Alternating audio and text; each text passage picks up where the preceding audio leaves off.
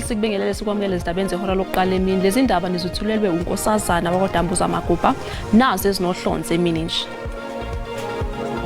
Cabinet will be convening a further strategy session to consider the minimum term development plan. Umengameli wezwe uCyril Ramaphosa ubalule izinto ezintathu azozibeka eqhulwini kuhulumeni wobumbano ngesikhathi evule ePhalamende eKapa. Our team has been hard at work and notable progress has been seen. Umkhuzi wamaphoyisa kwaZulu-Natal uGeneral Nhlanhla Mkhwanazi uthi ukhathazekile ngokubulawa kosombusazwe esifundazweni. For us to actually be here like we couldn't do it in 2023, and I'm glad that we actually got, even it's not everyone, but they get to see the trophy, they get to see a few of the Springbok players. Amabhokobhoko azotholana phezulu nePortugal emdlalweni wetest kusasa enkundleni Free State Stadium.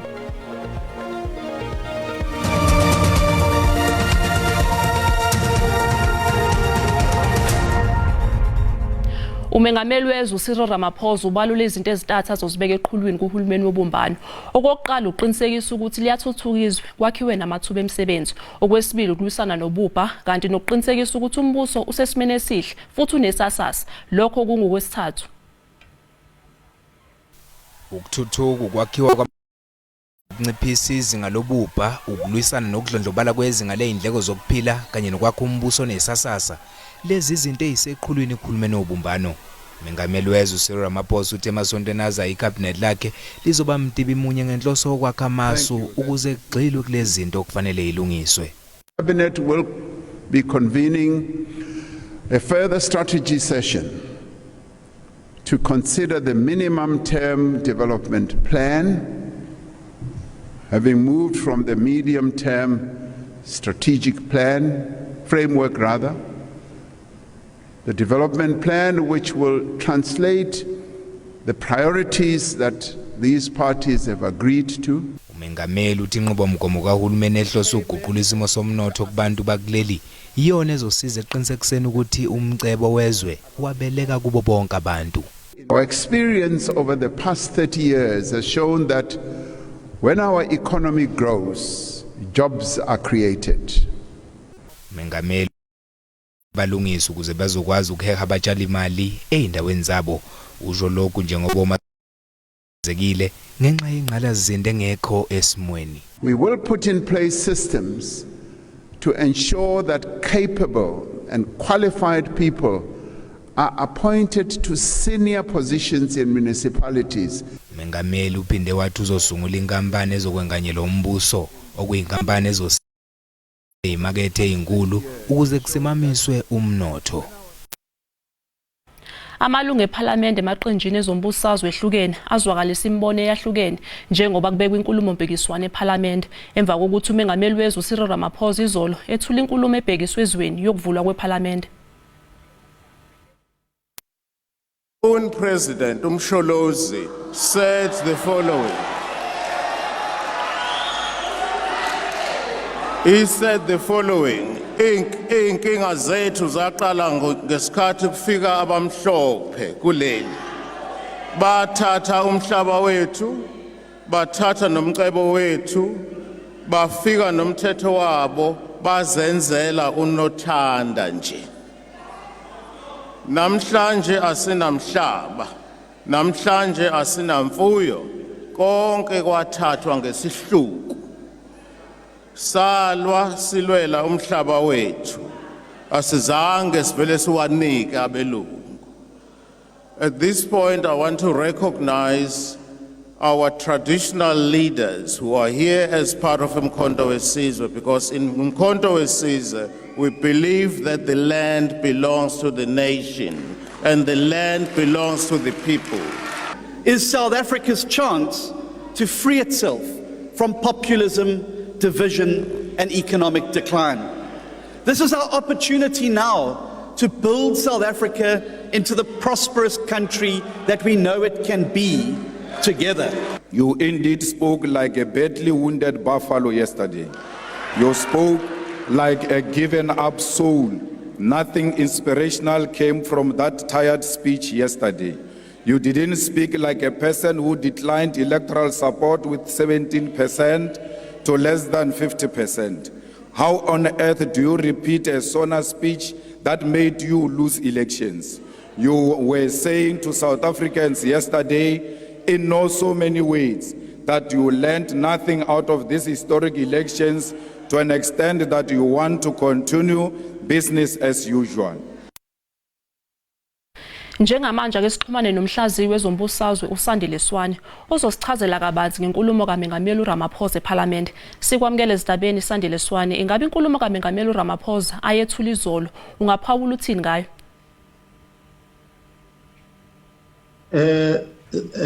Siyabonga kakhulu Nkosazana, ngibulise kakhulu kubalaleli.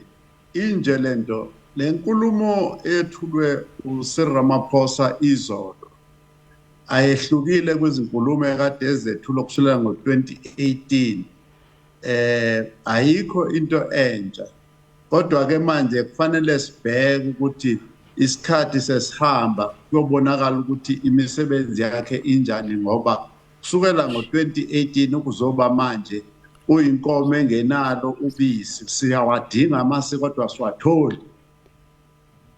Kungabe kukhona yini okuhlukile okushiwo kulezi nkulumo oseke wazenza phambilini uMengameli uRamaphosa?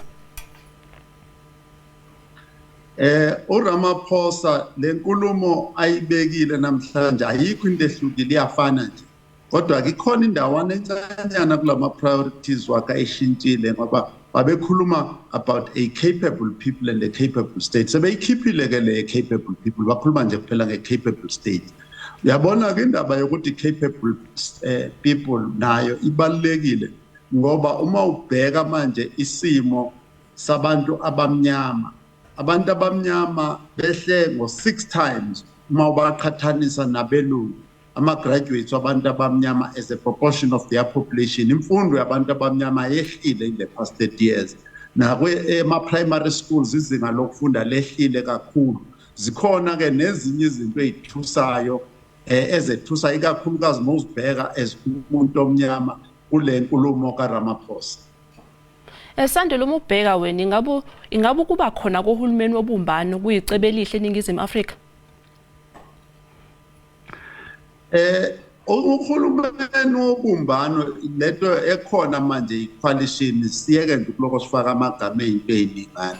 I-coalition bese kuphoqelekile ukuthi ibe khona, ikhona ke manje ayikho into esingabuye siyikhulume ngoba ukhetho lusinikele lo mphumela okhona manje.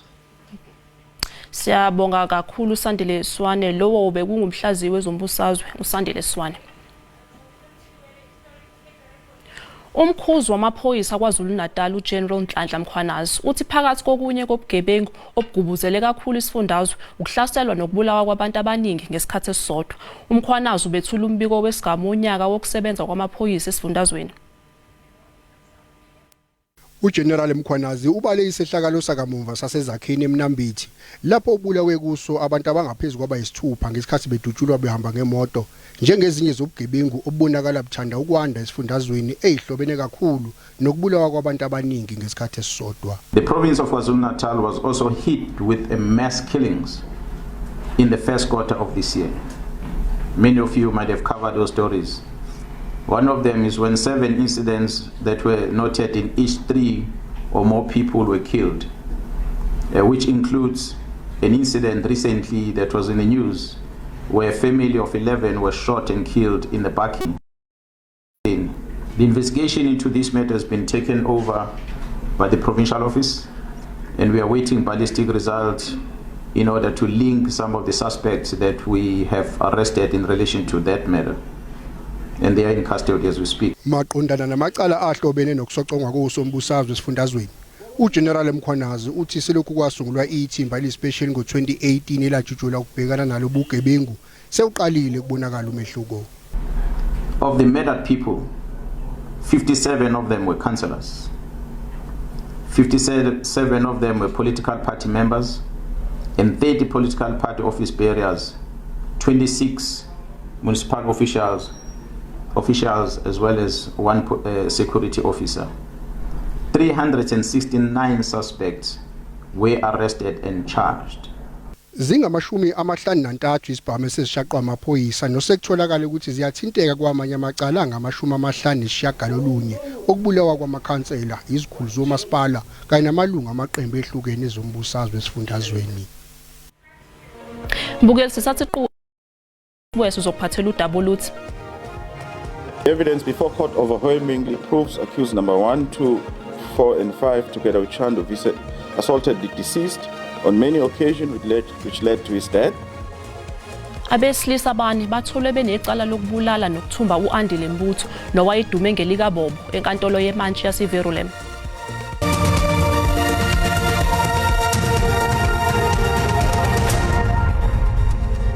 Sikubingelele ngena udabeni oluphambili besibika ukuthi umengameli wezwe uCyril Ramaphosa ubalule izinto ezintathu azozibeka eqhulwini kuhulumeni wobumbano ngesikhathi evula iParliament eKapa. Bukela sikhumbuza ukuthi lezi ndaba zikhona ku YouTube na ku SABC Plus. Ngena kuzo uyicinga amagama athi SABC izindaba na kanjani uzoyithola. Owesilisa wendabuko yamaphatheni eEastern Cape uthole umuzi wentengo elinganiselwa ezikulungwaneni ezingama650 emva kweminyaka engakwazi ukuthola umhlaba zokwakha kuwona.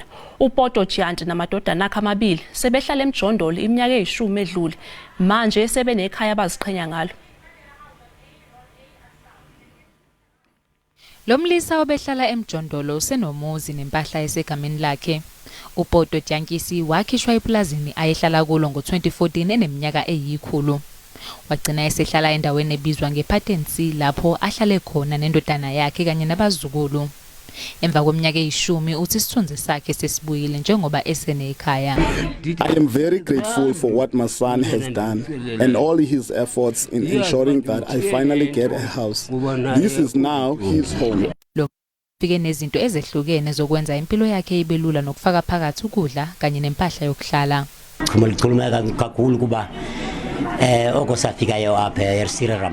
I'm very happy because ever we've lived in shacks in difficult conditions, leaking shacks, muddy and slippery in bad weather conditions. And it was difficult to go to the toilet, having to carry the elderly when they need to use the toilet in the rainy weather. It was really a challenge.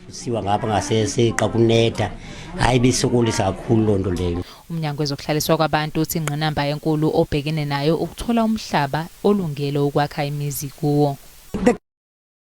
Finding the available plot and site, which is actually the same challenge we are faced with the two elderly that we are prepared and we have budgeted to build for. Lo muzi manje usunikeza ithemba nabanye kulomphakathi omncane oseplazini. Abantu abaqhamuka ezihlangene ezahlukene, intsha kanye nasebekhulile babuthana endawonye babungaza impilo kaNelson Mandela. Kusukela kubafundi kanye nezokuvakasha, bonke babonga iqhaza elabanjwa uMandela. Abantu asebekhulile bajabule kakhulu ngezipho nangokudla abakutholile. Ngizizwa ngijabule kakhulu and kufanele ukuthi ngijabule ngani ngoba upresident besinayo uPresident Mandela bekumuntu o very friendly. Ngisho ingane ezincane isafunda ziyalazi iqhaza labanjwa yilowo wayengumengameli wezwe ubaba uNelson Mandela, isishoshovu sezombusazwe. This day, personally to me as a young person, it means giving back to the community and it means honoring the great Nelson Mandela through his fight and struggle for freedom. The privileges that I face as a young person in this day and age, obviously after Nelson Mandela's fight, is the ability to have quality education. Isiteshi esingaphansi kweSABC iMetro FM naso besimatasa sisiza siphakela abantu futhi sibanika nezingubo zokulala.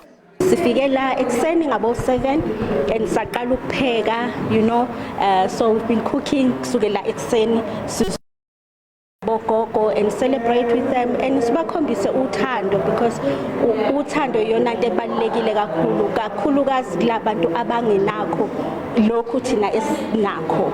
NginguCalvin wakwaDludla endabeni zeSABC ngibika ngiseSoweto eGoli. we're going to have this day like Abesilisa abane batholwe benecala lokubulala nokuthumba uAndile Mbutho nowayedume ngelika Bobo enkantolo yemantshi yaseVerulam. Lesigameko senzeka ehamba nathutho ngathi ngo2020. Ukubulawa kwalomfundo kaMatiuletsheni owayeneminyaka e16 ngesikhathi sokuvalwa kwezwe iCovid-19 wasusa uthuthuva emphakathini. Umzimba wakhe watholwa emfuleni emva kokuba esolwe ngokutshontsha utshwala endaweni yokucima ukoma. Ngemumva ukulinda iminyaka emine yonke umndeni wakaMbutho uthi usuthole ubulungiswa. uAndile Nhleko, umncedisi Mzobe, uLindani Ndlovu noMalusi Mthembu bathole benecala lokubulala nokuthumba uBobo Mbutho. Umsolwa wesithathu Siyanda Msweli uhambe phambili. Ubufakazi obusenkantolo buthi umzala kaMbutho umlungisi Thabethe wamthumba ngemuva komsolwa ukuthi wayentshontshe utshwala ethaveni yakhe. Kwabonakala nevideo lapha ayishawe khona uBobo Mbutho kabuhlungu. Isidumbu sakhe sasisifaka evenini kaThabethe base beyithokozisa begubha usuku lwakhe lokuzalwa. Insalela zesidumbu sakhe zatholakala emfuleni. Inkantolo ithola ukuthi bekhona ubufakazi obuqanda ikhanda kuleli cala. Evidence before court overwhelmingly proves accused number 1, 2, 4 and 5 together with Chando Vise assaulted the deceased on many occasions which led to his death. Umndeni ukhombisa ukwaneliseka ngesinqumo senkantolo. Manje ukuza kwami le nkantolo bekuzohleze kungivusela ngasonke isikhathi. Manje bengazi ukuthi ayisekho into eningi ezokhulunywa namhlanje ezovusa amanxeba. Umsolo wesikhombisa uLuyanda Shandu ongufakazi umbuso utshelwe inkantolo ukuthi abuyele lapha ukuze ezochaza ukuthi kungani kungamele athole ushwele. Kulindele ukuthi leli cala liphinde libuye mhla ka27 kuNcwaba ukuzobheka imbiko ngokufaneleka kwesigwebo salaba abane. Eindabeni zaSABC nginguvusi Khumalo eVerulam enyakatho neTheku. Ingqungquthela ehloswe ngayo ukuvuselela umnotho iResurgence Conference iqala izolo eThekwini. Le ngqungquthela ibanjwe ukuqala eAfrika njengoba yasungulwa eMelika ngenhloso yokwakha ubudlelwano phakathi kosomabhizinisi baseAfrika nabaseMelika. Osomabhizinisi bakuleli nabamazwe aphesheya bacobelelana ngolwazi lokuhwebelana ekuvakasheni kanye nokuthuthukiswa komnotho. Umdwebi wakuleli uSifiso Ngcobo odabuka kwamashu ungomunye wabakhangisi abangu150 abanethemba elikhulu ekuthuthukisweni kwemisebenzi yabo. Inhloso yami ukwenza umsebenzi wami kuwo wonke amazwe ezama murals into enkulu njengoba sengeke ngawenza eIFU. Inkampani ethunga izingubo zakuleli iSiba Design inethemba lokukhulisa ibhizinisi lifikelele nasemazweni aphesheya. Kuseyinhlelweni zeSiba Designs ukuthi nje sisebenzisane nabantu abangaphesheya kwe South Africa and kungaba nje iopportunity enkulu kakhulu ukwazisana nabo kodwa futhi ukusebenzisana nabo. Omunye uReverend Dennis Dillon ukhale ngokuthi kuleli kunegebe elikhulu phakathi kwabantu abahlwempu kanye nalabo abadla izambane likaPondo. Durban is a resort city that obviously is not functioning at its full potential for what of the reasons are. So if we're able to again create scenarios more particularly Black Americans who, by the way, in the United States are at the top of the list as it relates to leisure travel. Ukuheha abatshali izimali, imeya yeTheku uCyril Xaba uqinisekise ukuthi kunemali engu3 billion wamarandi ebekelwe ukulungisa inqalasizinda yamanzi kanye nogesi kuleli dolobha. Londi Khadebe, SABC News eThekwini.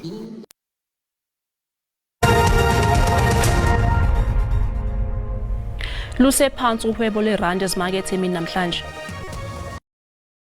Libiza u18.35 edoleni laseMelika, libe ngu23.70 kupondo, kanti lingu19.96 ku-euro. Ipula laseBotswana libiza R1.35. Isephezulu inkomba yezabelo JSE emini. Igolide libiza $2,419 i-ounce, iplatinum yona ibiza $959 i-ounce, uwoyela ongahluziwe ubiza $85.06 umphongolo.